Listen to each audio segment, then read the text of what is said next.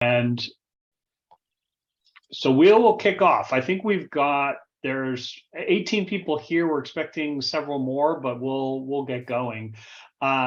We are recording this, but that should not intimidate anyone at this stage when it comes time to either typing questions in, which won't be visible in the recording, or coming off mute and asking Lisa a question directly. So I just will kind of kick things off here and introduce our next conversation in this 11 plus role model speaker series. I'm really excited today to have Lisa Davis join us. And actually, I could probably off the top of my head rattle off a lot of her accomplishments, but I'm going to quickly read through an excerpt of her bio because I think that will do more justice and set the scene better. So here I go, and you will be able to tell I'm obviously reading here. Lisa R. Davis is a senior managing director at Teneo, the global CEO advisory firm. She is an acknowledged and award-winning executive with a proven track record of success in high-profile entities across corporate, government, nonprofit, and political sectors.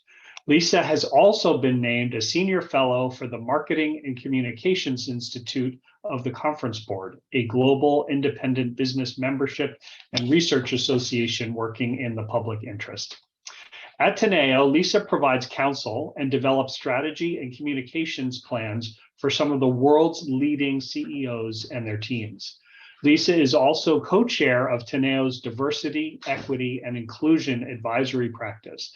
The group's work encompasses a range of DE&I matters across all characteristics of diversity, from advising on boardroom diversity, DE&I disclosure and public policy, to defining actionable steps and measurable goals that align with business priorities and enhance company performance.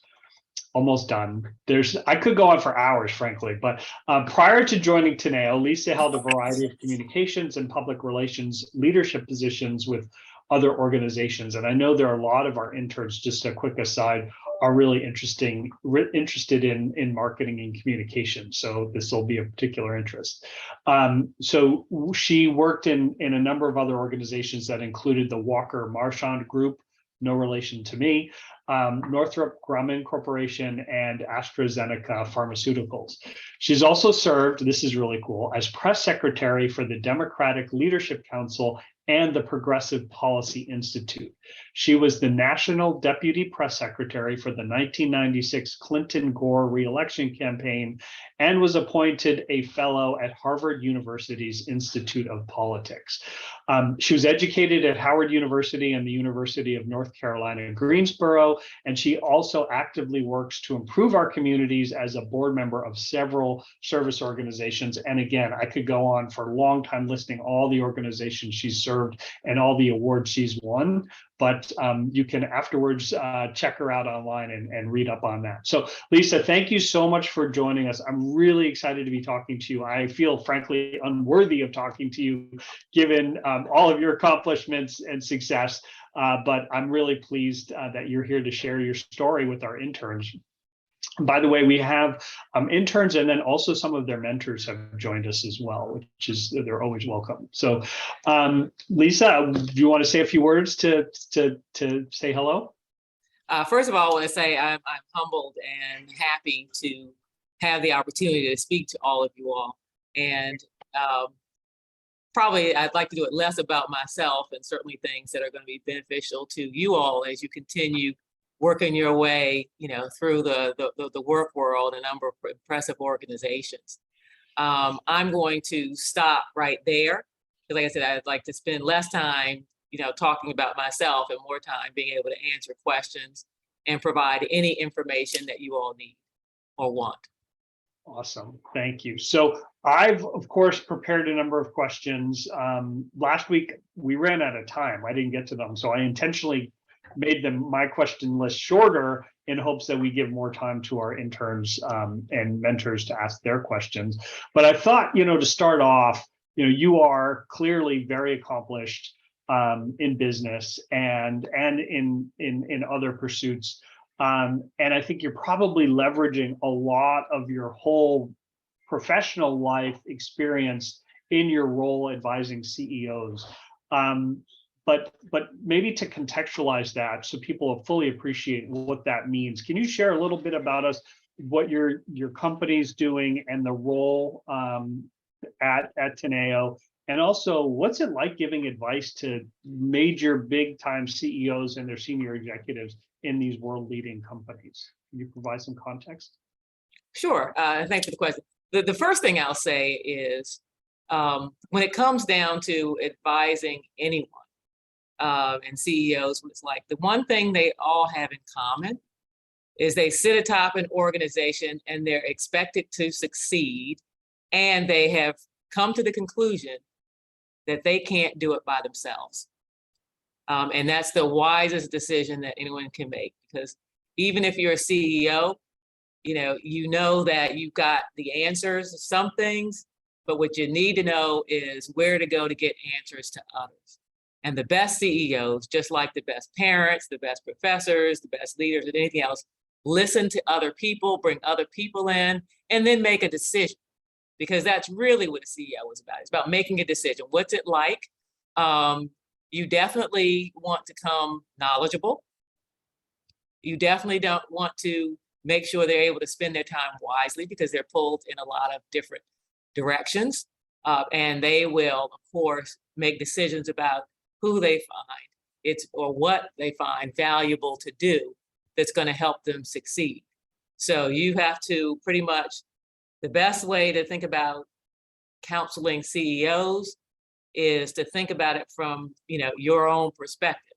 What do I need to do to make sure that the advice and counsel, the questions that I'm raising are going to be the ones that he, she, they find valuable? Really interesting. I'm going to explore more of that in a second, but I want to pivot in the meantime to talk about your DE&I work, because I think that's really interesting and probably very relevant to a lot of us on the call. Have you seen corporate America making progress in this space? There's a lot of talk about it. I've read a lot about it, but is there real progress being made to improve DE&I in corporate America, in your assessment? Yes, we are in a better place than we were decades ago. You've nothing to do but look at history and it can tell you that. Are we where we need to be? No. But having the conversation and having the commitments and having to make good on those commitments says yes.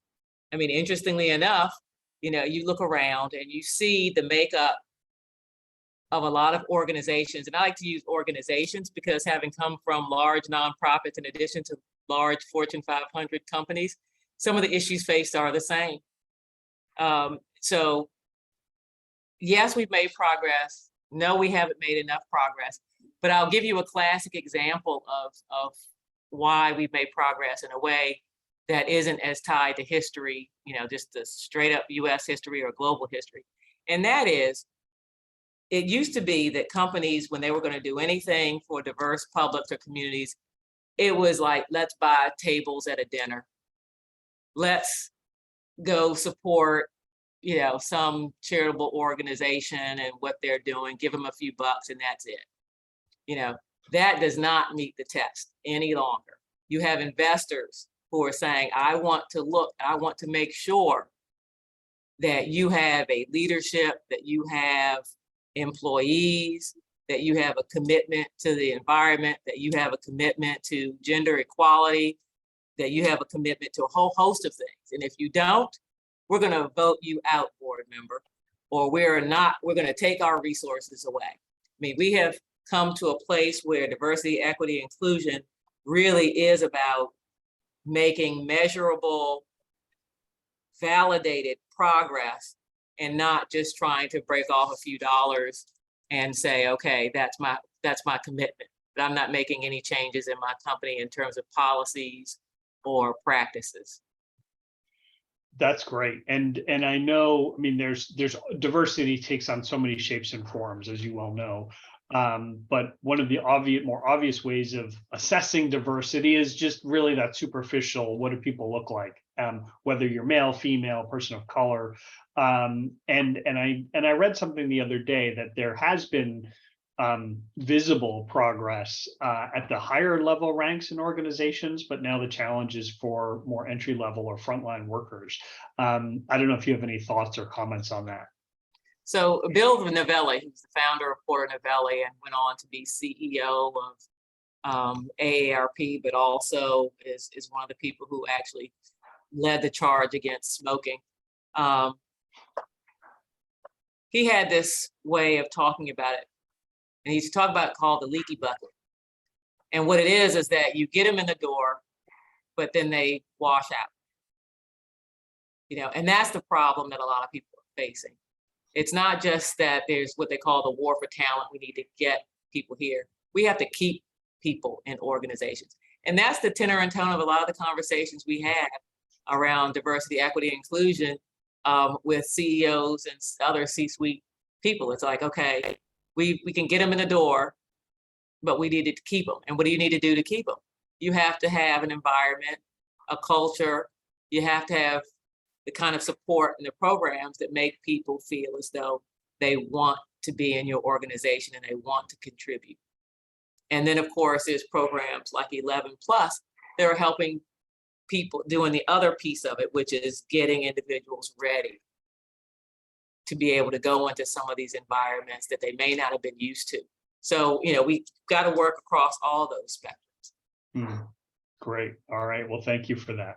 Really interesting. And again, just to let everybody know, you can type in the chat any questions as we go for Lisa, and we'll also leave time at the end to ask questions. But now I'm going to pivot and go back to your origin story, because I'm always really interested in the journey people have been on. And, you know, was your childhood different than the others around you? And, you know, at what point did you sort of realize that you're special? You really are special in terms of what you've been able to accomplish and achieve in your life.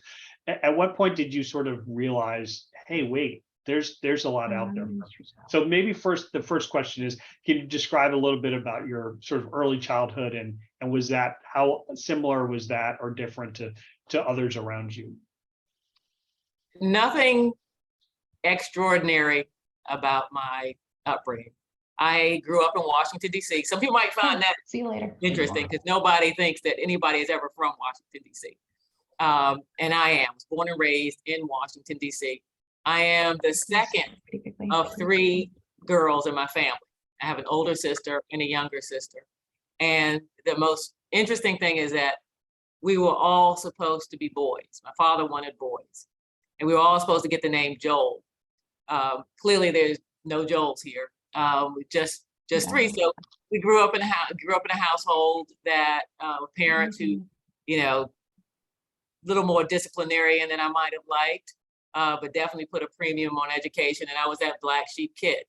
I was the one in the middle. You know, you learn how to dance between raindrops when you're a middle kid.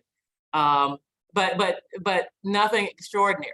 And you asked about when I realized I was special. The truth is, even now, I'm no more special than anybody else who's on this call, you know, because I didn't have anything that no one else can have or do. And so I put it down to, as a person of faith, thank you. I put it down to that, and then an ability to work hard enough. And so that was clearly the secret. Was that one of the secrets of your success, just working hard enough? You know, is there, if you sort of look back on, you know, because, and I mean this absolutely sincerely, in terms of the success you've achieved is greater than most success I see, having spent a career in corporate America. Very few people reach the level you've reached. So there's something, if you look back on that, is there any more than your sort of faith and your hard work that others might learn from? I'm a fast learner when it comes down to, you know, experiences. You know, it's one thing. It's like at one point in my life, you know, I always had talked to a therapist, because it's always good to, you know, have that. And she said something to me one time. She said, you've got that, you know what people are going to do. You just don't know all why. But when you can identify what people are going to do, because you've seen it, you've observed it, it allows you to understand how to navigate it. And so I learned a lot of lessons along the way. And some of them were painful when it came professionally. Like I'll give you a classic example, and then I'm going to do a quick exercise for you to illustrate it. I did think that I had all the answers. As I moved up from manager to director, I thought that I had to have all the answers. And so did not rely on others. And when people who were higher than me in the company structure would say something, I would pretty much just, listen and try to go get it done. I did not ask questions. And I remember the worst professional conversation that I ever had in my life, counsel.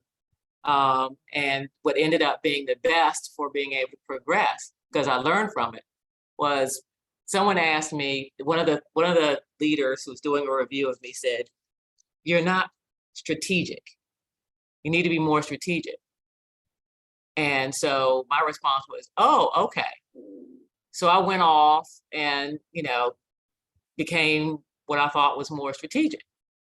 Well, funny thing, that did not work out well. And here's the exercise I'm going to give you. I'd like you all to take a piece of paper. Just take a piece of paper and then do what I ask of you to do. All right, so take that piece of paper, fold it in half.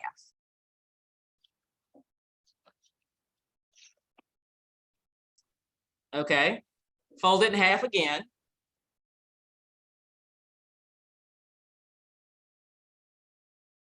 Tear the middle. Like in half or just? Yep. Just, oh, you were okay. No questions. No questions. Got just, it. Just do it. Right. Fold again. Okay, to tear the right corner. Tear the left corner. Now, show me what you have. You can just hold it up in front of your cameras. All right. Let's see what you guys have. All right. This is what I have. Oh, wow. So the lesson I learned here is, number one, when people give you or you give others what is generic advice, you would think that telling somebody they need to be more strategic would be clear. But what is strategy? What is strategic? What does that mean? Peel the onion back. The other thing is the importance of communicating, being able to say what you think, ask a question when you've got a question, and make sure that there's common understanding and common expectations with whoever you're working with. And that can be as personal advice in addition to professional advice. And it definitely goes back to your first question about what do you need and what's it like working with CEOs. Got to be able to do those things. That is such a great illustration. And I will say we had most of the interns participated in a job readiness program before they started their jobs. And one of the things we stressed was, feel comfortable asking questions, and if it's unclear to you, it's your responsibility to clarify it. So I love that you've now brought a real life example to that, plus the illustration. And I'd love it if people, if you have thoughts about that, just type it in the chat about your experiences and whether you've started to feel more comfortable asking questions and eliminating that ambiguity that sometimes we all get a little bit too comfortable navigating. But just to see if we get any interaction here from some of the interns. So that was, you said you went away to be strategic and it failed. And maybe that you could talk about that experience, or maybe there are others, but I think you can learn so much from either making mistakes or your failures, because failures aren't really failures. It's an opportunity to learn and grow. And I get inspired when I hear from others who have kind of overcome challenges or setbacks. Are there any of those that kind of stick out in your life that you've learned from that might be helpful for people to hear about? Sure. I can think about several ones where, I considered myself a failure. An interesting thing is I think some of our hardest critics are ourselves. And I would tell you that I failed. Um, and maybe no real complete fault of myself, but a failure is a failure, and I did learn from it. I'll give you a classic example. When I was working at Northrop Grumman, I was elected officer for the company. I was on their worldwide executive team, and I still had responsibility for communications. And as part of communications, I also had like the marketing, advertising kind of stuff, and wanted to do something different because the one thing we all know is nobody really watches ads on TV anymore. And some of the, and I'll say this quietly, some of those boring ads that you will watch if you see them are ones from people in the aerospace and defense industry. I mean, wow. But I had an opportunity to come up with something different. I pushed our agents to come up with something different, and they actually did. And it was to deal with Marvel comic books. And we were going to do several things as part of it. We were going to get our own comic book. We created a storyline in a comic book, had the superheroes. We actually were going to do a series, and it was going to be a web series, which is really what's the science behind some of the superhero tactics. Like, can you really fly in space with, just a space suit or something or some little space thing that has nothing but a capsule on it, a glass capsule on it. So we were going to get into the, deep. It's really, really good. Had gotten everyone really, really excited in the company, including the board, about the fact that we were actually going to unveil it, the partnership in New York at Comic-Con, where, Marvel was doing some work. Well, as we were starting to roll it out, that Friday, there was like an online thing. Oh my gosh, they were starting to get some online trouble from the fact that they had partnered with an aerospace and defense company. And we actually went to, kept calling Marvel up and saying, okay, what are you guys going to do? Because, you really have to jump in on that kind of stuff. And then all of a sudden they went dark. Next thing we know, they put out a statement later on saying that they were pulling back on the agreement. It was like public egg on our face. And, news stories, the whole 9 yards came out. I failed on that. I let it into the dirt. But I also remember what one boss told me one time when I was working on a program. He said, it is not that you drive something into a ditch. It's how you get it out. And that time and time again is going to happen. I mean, I can tell you, brilliant ideas that I had that failed all along the way. I've even been fired. But it all worked together for great experiences. Because if you don't try, if you don't get out there, if you don't ask, you're not going to get.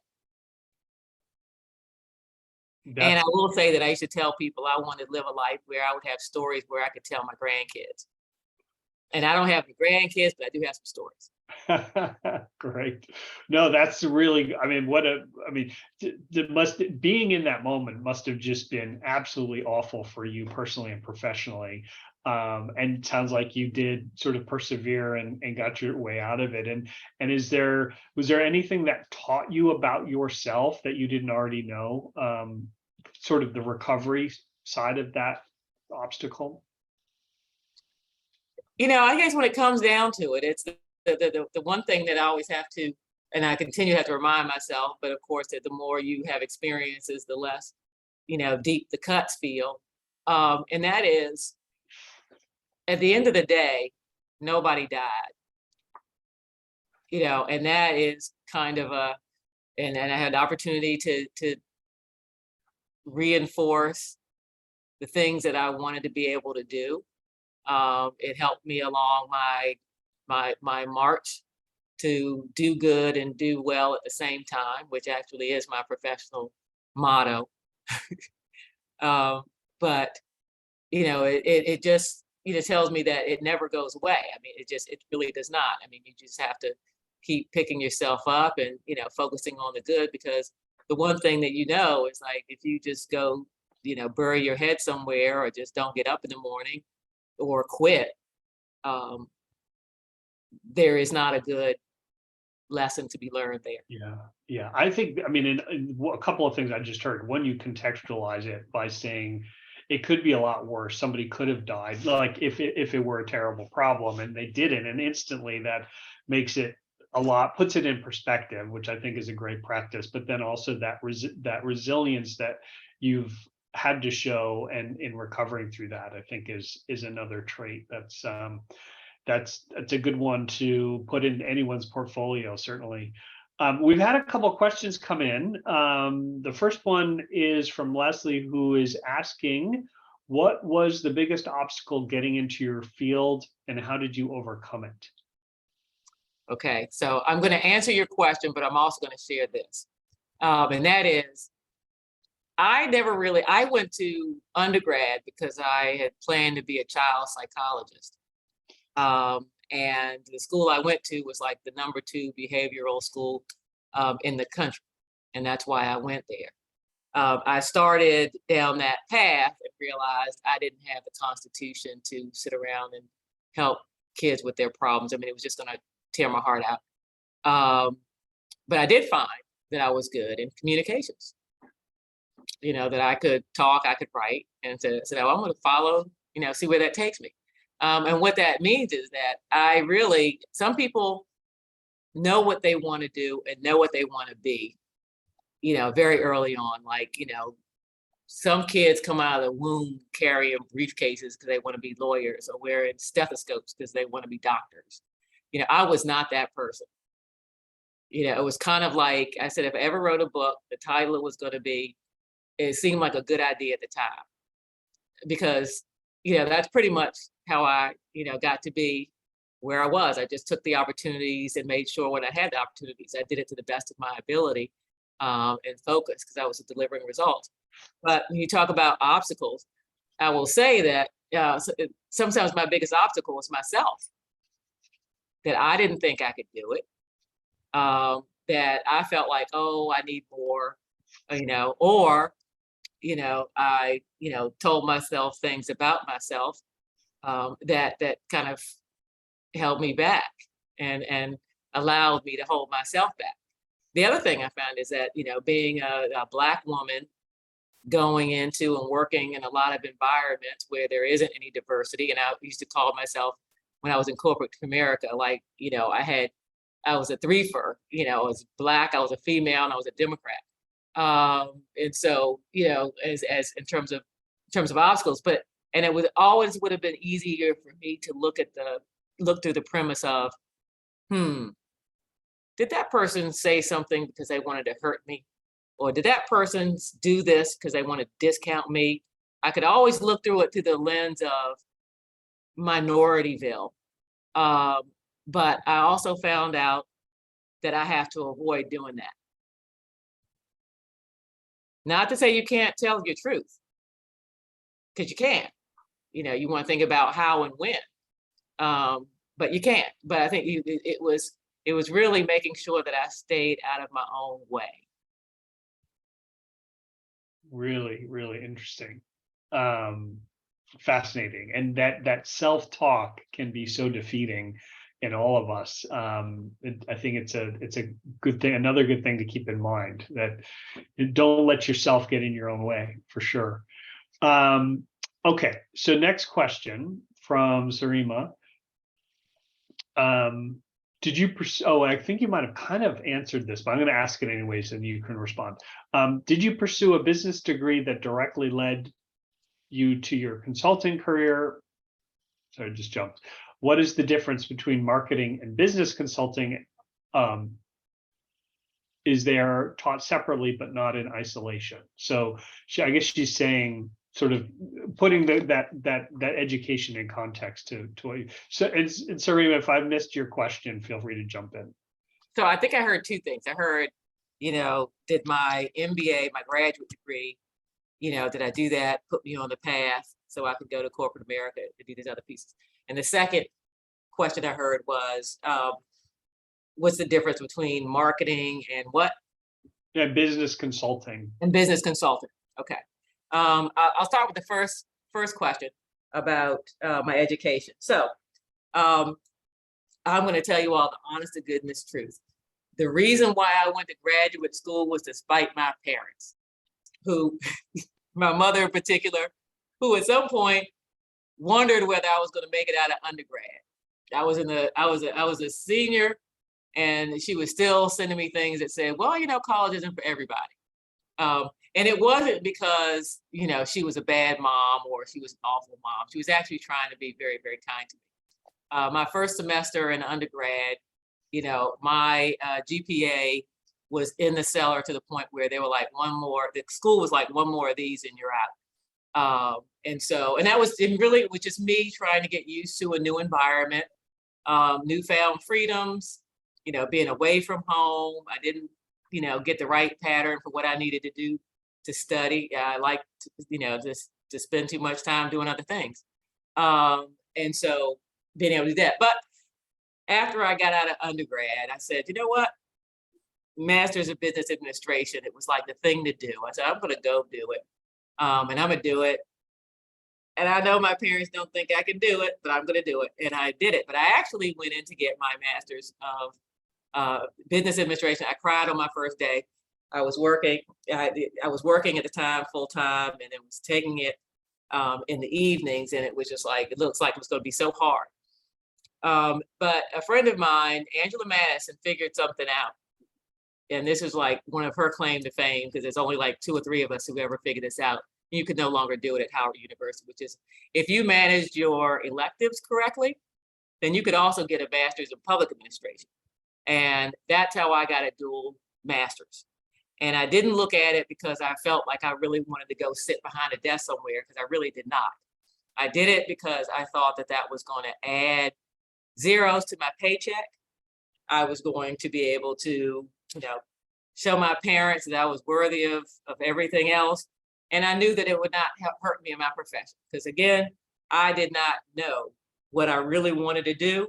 I took the opportunities in front of me at the time, you know, networked and worked, and that's how things worked out.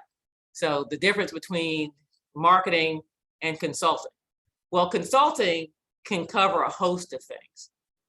Like when we talk to CEO advisories, we could talk about, you know, what they should do in the wake of the Supreme Court decision overturning Roe versus Wade. And we did a lot of that, and how companies need to respond. That's under DE&I. It can be telling them that, okay, they're going to introduce a new product, how they want to market it, who they want to market it to, combination of research, strategy, and tactics. It can cut across. So consulting can be just about anything. Marketing is pretty much that category of how you promote some product, idea, place, and the tools around how you do it. Do you do online? Do you do it television? Do you do it, you know, a whole host of things? So you can consult as a marketer, you can consult as a physician, you can consult as just about anything, depending on the field. Marketing is pretty much just about promotion. Cool. Thank you for that. Very helpful. We did have one more question coming in. So Gladys has asked, how have you built and sourced community to excel and deliver good in the world? So I think I do that a couple of ways. And one of them is actually through my profession.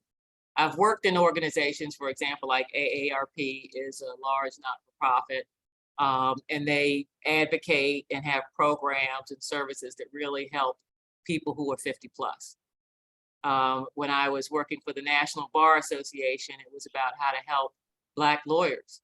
And even today, when I work in DE&I, I actually look at it as my do well and do good mission, to be able to help these companies figure out what they can do in diversity, equity, inclusion that's going to actually improve workforce, work life, community life for others. So I've always wanted to make sure I blend that. I'm also on the national board of Meals on Wheels America. And so sometimes what I do in my free time, I'll do that. And then of course I have the opportunity somewhat to financially support my church and the activities that, you know, are going on in the community, and I do that as well. Lots of activity. Gladys, did that answer your question? Or did you want to ask, or anybody who's asked you have any follow-up questions at this point? Gladys? It's just that our interns, hello, and thank you for being here, Lisa. Hi, Gladys. My pleasure. Thank you for everything you've done and continue to do and will do. Just for the interns' perspective, they're growing, they're coming out, they're just building, and they're not, I just want them to see that they're not alone, and Right. that we're continuing to grow and decades ahead. Community is important, so that's the reason why I asked the question. Yeah, that's a good question. I think for those who, you know, there's a lot of things you can do. There's a lot of things that, you know, people want to reach out to you to do. One thing I would counsel you to do is as you have more experiences, yeah, there's process of elimination. You will always gravitate towards what it is that you're good at and that you want to do. You know, and listen to that, because you can do a lot with it. Yes. And that is also another valuable lesson about gravitating to what you want to do. And that's, I'm a firm believer, late arrival to this realization, but purpose, and having a purpose that you want to pursue really can mean that you get satisfaction in your life, irrespective of what you get back from that, whether it's tons of money or a little money. If you're pursuing what really resonates in your heart, that leads to far greater satisfaction than so much else. And so I think I agree with that point about going to what's interesting to you. Yeah, and people ask why the field of communications. Yes, I was good at, communication. I was probably less good early on as like sharing all of my thoughts in the right way that people would hear it. But, you know, I actually, you know, had an affinity for it. And the other thing is I like communications because, and I chose this because I wasn't sure what else I needed to do, but I knew, or what field I wanted to go into.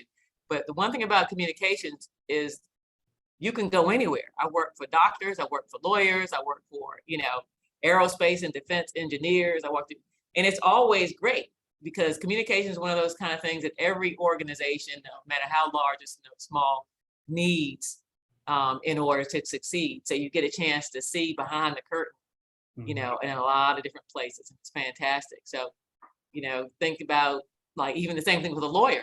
Lawyers, you can go into just about any industry or practice that you want to. It's great. It's just like fundraising. I'm a certified fundraiser, Yeah, who doesn't need funds? Yeah, Right. Everyone needs funds, right? That's right. That's right. What about the die behind you? That's pretty fascinating. Oh, the image, the artwork behind you. So, you know, I wish I could claim some kind of interesting credit because here I am. I actually live in Washington, D.C., and I'm usually in Teneo's Washington office, but today I'm in the New York office. And I wanted to find a space where I could actually have this conversation and but something different, because you'd be surprised how bad the backgrounds are here usually, because, you know, it's usually just somebody else's desk or cubicle. And I got the dice. And this used to be the office. This used to be part of a former CEO's conference area. So I don't know. That's good. Well, it would be even better if it was rolled to the number 11, but we'll move on from that. Cool. So we haven't had any other questions come in yet. Some may. Oh, okay. So we just got one from Sebastian. This is a tough question to answer because it's so wide open, but I will ask it. What are some of the best marketing strategies? Okay. Is there a playbook? There kind of is, but I would almost throw this back out to the group. What are the most memorable things that you recall when it comes down to marketing? And so the best marketing strategy at the end of the day is one that will get people to remember and then to do what you want. Like, do you want them to go to Disneyland? Do you want them to buy this brand of toothpaste? So first of all, you know, come up with something that's memorable. and understand who your target audience is, and that will kind of help you shape it a little bit. The next thing is that, there's what they say in branding, that there actually is a trajectory. Awareness first. People have to be aware of you. Familiarity. People have to be familiar enough with you. Like I might know the word Zeno Corporation, but if I don't know what Zeno Corporation is, it's not familiar to me. So you want to know. And after that, you get to, so it's awareness, familiar, favorability. Do I like Zeno? Maybe I do, maybe I don't. And then finally, what they call advocacy, which is taking that action. So Starbucks, when they first started, they started with a global mission of doing well, and they never advertised. It was news, big news when Starbucks advertised for the first time, and that was only about 7 or 8 years ago. And Starbucks has been out, with the coffee model forever. I mean, but they became known for something, and people wanted to support them because they were known as one that was a globally conscious company. So really it has to do with making something memorable, then being able to do it in such a way that people feel an affinity towards it, and that they want to buy it, or they want to, support it in some kind of way. Last thing I'll say is to make it even more clear for you, it's like dating. What it takes for you to like that other person and make them your significant other. Same kind of thing with marketing. Really, really, really interesting. We just got a course there for all of you interested in marketing or not. I just learned a lot there. We've had a couple more things come in. Sarima's asked another question. What do you expect from Teneo employees is the first part of it. And then do you have internship opportunities, and what are those? If so, how are they structured in terms of college undergraduates or graduates joining the company? So yes, there actually are internship opportunities at Teneo, and we're actually pretty good because we do paid internships. And because Teneo is one of those consultings, it's kind of different from other ones where you have different practices and how you do it. I would just say send me your information, and I'm happy if you want to share. It's lisa.davis at teneo.com, TENEO.com. Feel free to reach out, get in touch, and I will respond, and we can take it from there. That's very generous of you. Thank you for that. Oh, happy to do it. And then Emmy has just thanked you for the positive message, and he said it's a great way to start his day. He's in California.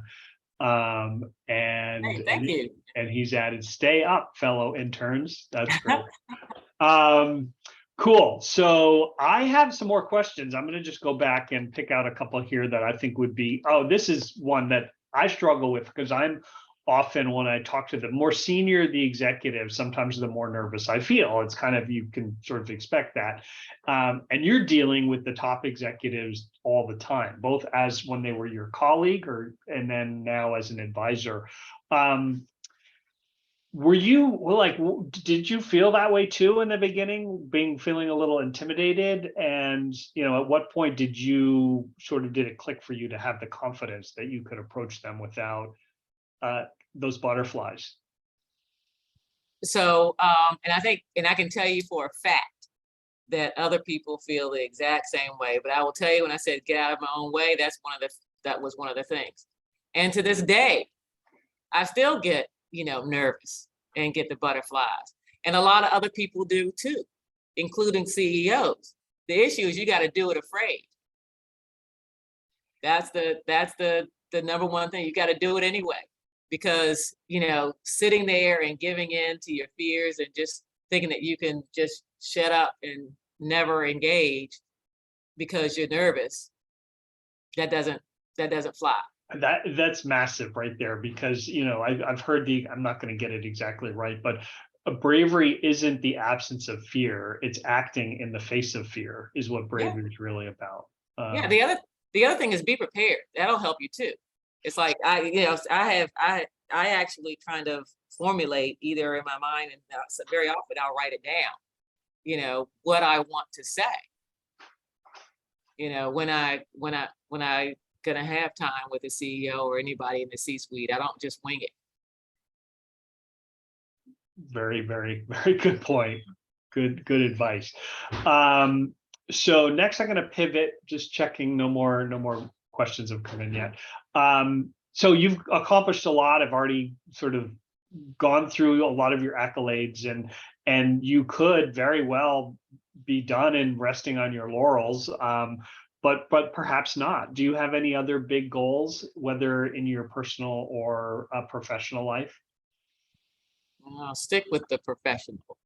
There are a couple of things that I have to say, I don't feel like there's more that I want to accomplish or that I need to do in my professional. Like I really want to be X at Y, or some of the things. I would be happy to live out my days, doing what I'm doing right now. So I don't really feel like I have that. I do have, personal interests. I like to travel. I like to, try new things. As a matter of fact, I just got back from London and Scotland I was at the British Open, and then went and played golf in Scotland. I mean, but those things cost money, so I'm still working. But yeah, so there's those kinds of things, that I kind of like to do. I don't want to just, go home from work and just sit down, so I'm an active person. I kind of always have been. I'm a movie buff. I like to go see, so it's like a lot of things that that I still have on my bucket list, like a safari. So so I will, continue to do those kinds of things. But, those things, I will tell you, don't take the place of the human connections that you get with family and friends. I mean, you just don't buy your way out of it. Still got to be a member of the human race. But yeah.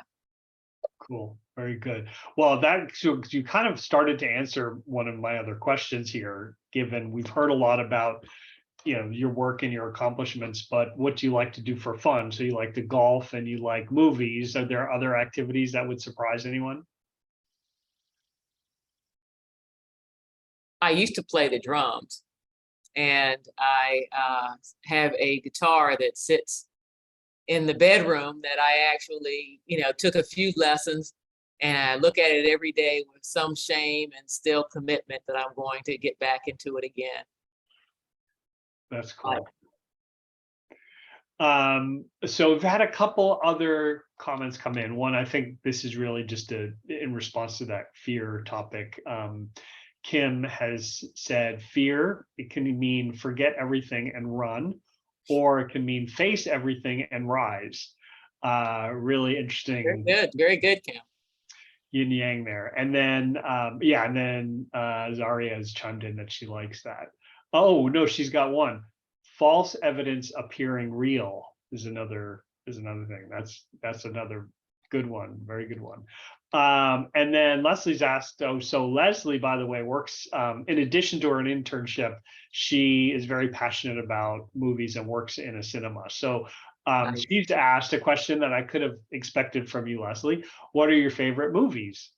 Okay. I'll say that I have like a top 10, because I can't say that I have one favorite movie.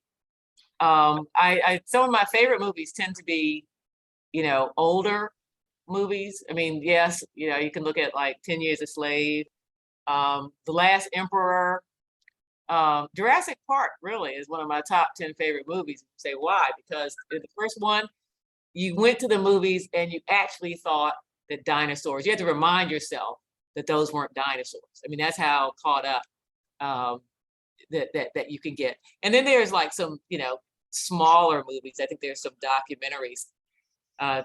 10 Feet from Stardom, 20 Feet from Stardom is fabulous. I mean, so there's a whole range all about Eve. Some of the best lines ever in that movie, just like Four Weddings and a Funeral. But things like I tend to like those kind of film ones, and more interesting, like Come On, Come On, which is out now you can see it. I thought was a great movie that was actually made during the pandemic. And like, wow. So a whole host. I've got a lot of favorites, and I like the fact that they keep changing. That's cool. Very good.